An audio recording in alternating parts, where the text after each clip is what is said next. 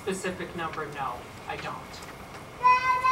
So, well, we should know Several that. thousand. We should know that at the time that we begin our deliberations. We should know how many those are and some characterization of them.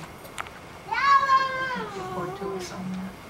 When you have it. And just for clarification, the Congress is set to recess after March 28th for the Easter holiday, or how long do they? It's approximately a 2-week recess. I haven't looked at the dates, but that's the traditional amount of time that they adjourn for. So during if that the kind of general staff comment about hearing legislation is a few weeks, and it's 2 weeks to the end of this, until the beginning of the spring break, can we, I know nothing is certain, but could we generally presume that they would be taking up legislation in April?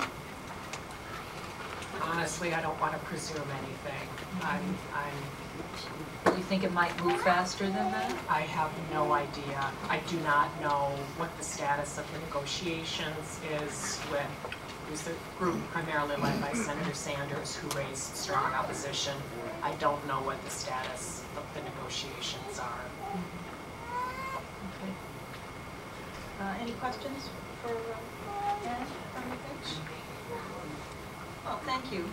I'll just make one comment that we've had a personnel change in the Consumer Affairs Division of Anne's office. A long-serving employee, Annie Kennedy, has retired, and we have a new employee, Deborah Marshall. Deborah Randall, pardon me. Who's just taken over and is learning the ropes, and we're very hopeful that she'll be able to continue the same diligent and sensitive work with people who contact us, as Annie had done in the past. We think we set a very high standard for expressing concern to people who come to us, even if we can't help them, to let them know that we care and we want that to continue. So, thanks, Anne. And now our General Counsel, Steve Sharkman. I'm sorry we don't have chairs for you. Is it all right if they sit on the floor? Yeah. Maybe you could all.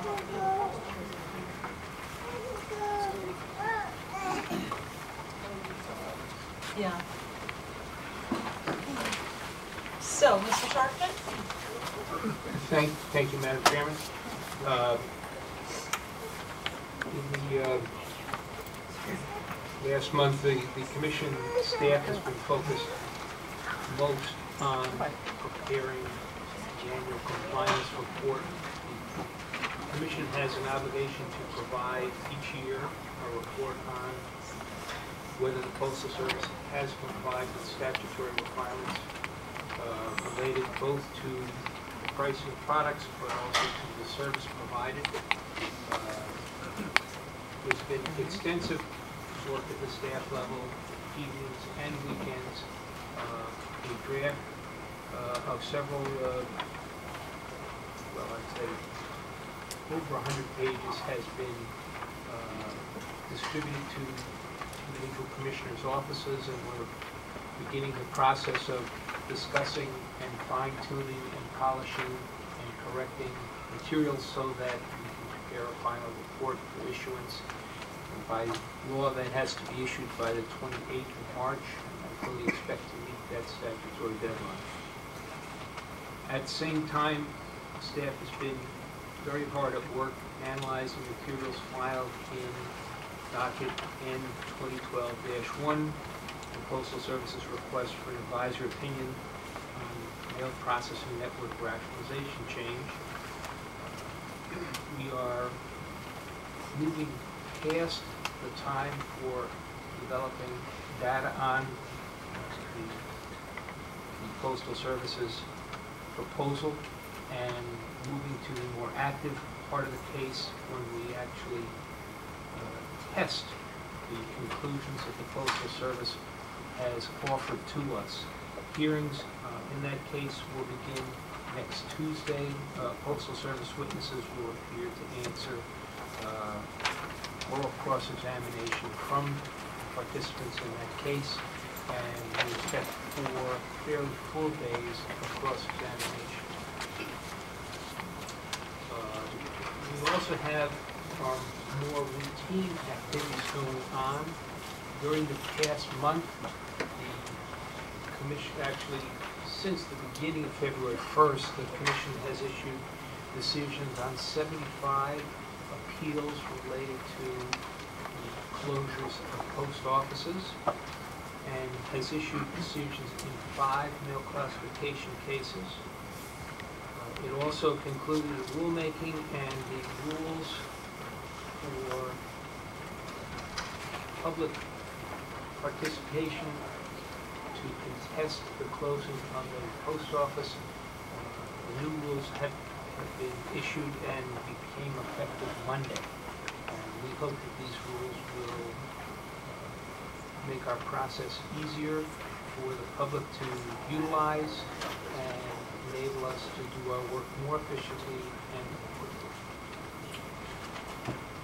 That concludes my report. If there are any questions, I'd be happy to respond.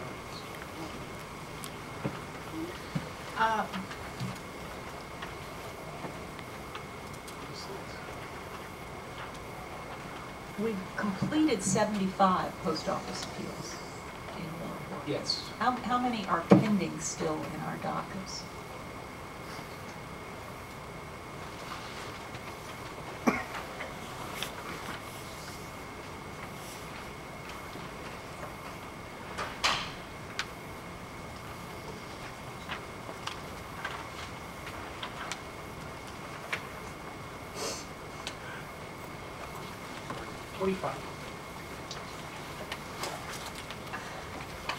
And how many other dockets do we have that are pending?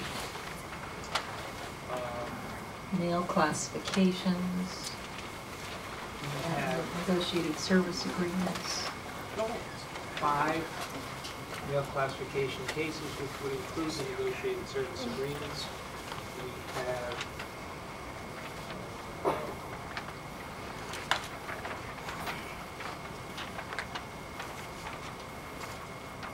We have 5 rulemakings pending. We have 2 outstanding complaints that are currently being processed, and we have 2 rate adjustment proposals that are pending, in addition to the material that I already discussed. We're hopeful that we can complete the ACD on time by March 28th. We are required to complete the current post office closing dockets by sometime in April, do you think? Is that when the final ones will be? It depends on when they're filed, yes. We haven't had any filed 120 recently. days to file them, to complete them, and the last one that is currently pending was filed the 13th of December. Right. I think there was one that was filed later than that. So more or less,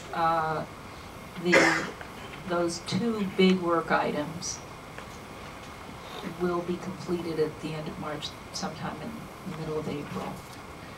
We have major work to do on the advisory opinion case. Once we have the hearings, we will then have to consider the testimony of the other participants, their rebuttal testimony, and do research on their proposals as well as the research we've done on the Postal Service's proposals. So we'll be very busy with that docket. We do not know yet what will happen after the May 15th moratorium. And it may well be that while we've cleared the deck on 2 big items, the current post offices and the ACD, that we will have a new wave of post office appeals that we have to handle. It may be that some other adjustments will be made by the Postmaster General, but we don't know for sure what that will be. So I just want to emphasize that our workload will continue to be very heavy through the summer in dealing with these ongoing issues that are in front of us and continue to be filed in front of us. And I want to commend the General Counsel's Office and the rest of our staff for having worked out a special arrangement so that we have some contract attorneys who've been able to help us on the post office closings appeals to get that work out more quickly, but still give each appeal the specials individual consideration that we think that each one requires of us. It's a new arrangement that we've made, but we think it's efficient and cost effective, and if we need to, we'll continue it through the rest of the fiscal year. Are there any questions for the General Counsel? If not, our next report is from the Office of the Secretary and Administration, our Deputy Administrator, Assistant Administrator. This is Ruth Ann Abrams is going to discuss that with us. Good morning. I'm covering for the Secretary today. February continued to be a very busy month for the Office of the Secretary, as it was for the entire Commission. 167 dockets have been filed at the end of February compared to 233 dockets for all of fiscal year 2011. 7 Commission documents were sent to the Federal Register, and 6 Commission dockets were published in the Federal Register during the month of February. The filing and Federal Register activities have slowed down due primarily to the post office appeals suspensions. We did experience an increase in visits to our website. In February, we had 40,057 visits to our site compared to 36,793 in January. We continue to provide transparency and convenience to interested parties through our live audio casts and our audio cast postings. We had 28 live connections for last month's public meetings, and I'll be interested to see what we have this month. The audio cast of today's meeting will be available on our website under the What's New link on the homepage. Some other February highlights for the Office of the Secretary. We continue to be timely in our responses to Freedom of Information Act requests. We had 1 FOIA requested and completed on time in February, and we continue our FY 2011 record into fiscal year 2012 with no backlog of FOIA requests, which is a really astounding record for a federal agency, I've been told. The Commission's annual FOIA report was approved by the Department of Justice and is posted on our public website, and the Chief FOIA Officer's report was also finalized and approved by the Department of Justice as well. Our congressional budget justification was submitted to Congress on February 13th. And last, our IT department has successfully updated Doc Alerts, which is the functionality that allows users to receive automated alerts about filings, and it is now fully operational. I know that everyone's very happy to be receiving their Doc Alerts again, and I appreciate the hard work of the IT staff and all of the Office of Secretary and Administration staff in providing the excellent support to the Commission. I welcome any questions.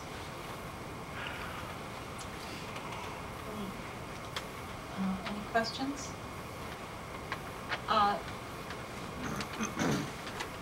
We're very proud of our website here, and we put a great deal of resources into it, and to continually upgrading it, and to also build the security and firewalls that are necessary so that we can all use it safely and securely, because we've expanded our telework operations for employees.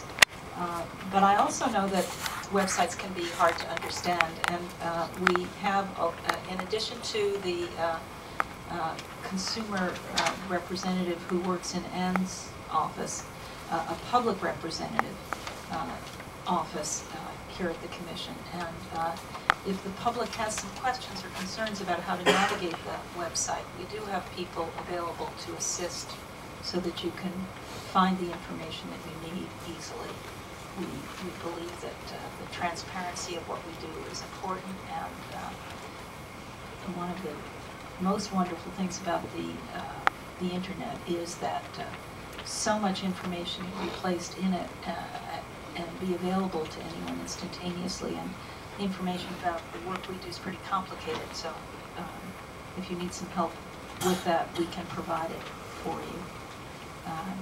And again, I want to commend our administrative staff for being part of the team that's been able to step up to the plate on the additional work that we've had to do here in the office over the last year and a half. Any questions? Thank you, Ruth Ann.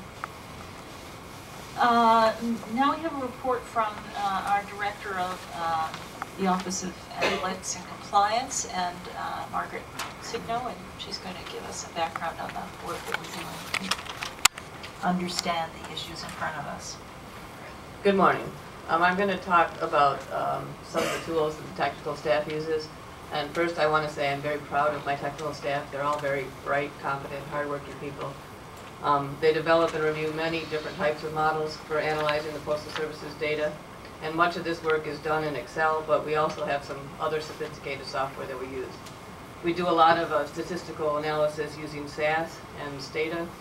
That allows us to manipulate large databases, perform regression analysis, perform all other types of statistical analysis. Recently we've started using ArcGIS and MS Point for doing geospatial analysis. ArcGIS is a geographic information system. It integrates, stores, edits, analyzes, shares, and displays geographic information on maps, and is designed for informing decision making. It allows you to perform deep analysis of demographic data, build models, create geodatabases, and a particularly neat feature is that you can create visual explanations of very complex subjects. Currently, our public representatives for the post office appeals use this information to create maps to look at basically distances between the post offices that are being appealed and other post offices that have been closed or are on different appeals or are on the RAO list, so that they can get an idea of what really is the distance that people will have to travel if this post office is closed. In 2011, we used the ArcGIS software to improve our understanding of the Postal Service's proposal. As you know, that was the proposal to close post offices. It was the retail access optimization initiative. The Commission used the software to plot the location of Postal Service retail facilities. We plotted all of the retail facilities, including the ones that were on the list. And we were able to overlay that with roads and socioeconomic data and data on like geographic features, lakes, mountains, and things of that type to see if Great Circle Miles, the difference between Great Circle Miles and road miles. Great Circle Miles are what the Postal Service used in some instances to measure distance, and that's basically when you're going around the globe, how far is it. But in many instances, particularly in rural areas, the road distance is much different than Great Circle Miles. We started using IBM LogicNet, which is an optimization software, and it allows us to calculate optimal network configurations for different cost and service objectives. The model solutions can be compared and exported into other software to do different analysis. We're currently using the software to evaluate the network. We're using it now for the processing network, to evaluate the processing network and determine optimal locations of facilities. We're using it to rationalize the network, help identify the most cost-efficient network. We're using it to review the Postal Service's proposal in the new end case, which I'm not going to talk a lot about. But the software will allow us to do what-if scenarios. It'll help us to understand the impact of consolidating and removing processing plants, and it will give us an objective cost-based decisions on based on demand in the market. So that's what we're hoping to get out of that software. Do I have any questions? I know that several of our staff went through some extensive training to be able to use that new software appropriately. And we appreciated in the RAOI case the analysis that the staff was able to provide to us, so that we have the difficult burden of having to analyze the material that the Postal Service presents to us, analyze the material that the other participants present to us. In this current pending case, there are 13 participants. And then to come up with our own ideas and try to analyze those to see if they make sense and are worth putting forward. So we carry a triple burden in terms of that, and our staff does a really good job of it. And it takes a lot of time. And I know that the other thing that the public might be interested in is that the commissioners meet in what are called informal briefings with the staff, so that we can learn about the analysis as it goes forward, and are taught ourselves about the various levels of information that the staff can provide to us. There are many seminars that we get as commissioners and we benefit from, and I appreciate your patience sometimes when we ask questions that may seem naive or simple-minded, but I think the results of that kind of process show in the careful and balanced decisions we've made in the past, and in our ability as commissioners to agree most of the time on the decisions, because we do carefully review all of that research with you. Any questions for Margaret? I would, Madam Chairman, just echo the point that Margaret made. She and her team do a lot of really hard work, really digging into what some might consider the weeds, but they really do form the foundation of the substance of the work we do. And having spent both with the General Counsel next to her and her yesterday, probably about a good 4.5 hours reviewing the ACD, you know, we really are bringing a lot of thoughtful analysis to the work we do. So just wanted to echo her point and thank her and her staff for doing that. Well, thank you, and I just want to say that data people like it in the weeds. Madam Chairman, I just want to say that I think that with any leadership team, we're only as good as the people behind us, and the reports that we've heard today from our office heads certainly demonstrate that the skills, experience, professionalism, good humor are really brought to bear in many of our decisions. So I do thank you for the hard work that you're all doing. Thank you. Sometimes we're criticized for trying to seek too much information and just slow the process down. I really don't think that that's a fair criticism of us. I think we handle our materials that we get very promptly, and our frustration is we often don't get the information we need quickly enough. But all systems are getting better as we've gone through more and more of these different serious reviews. Thank you, Margaret, for that report. We now have a report from Allison Levy, our Senior Advisor in International Affairs. Allison spent almost a month in Bern and survived.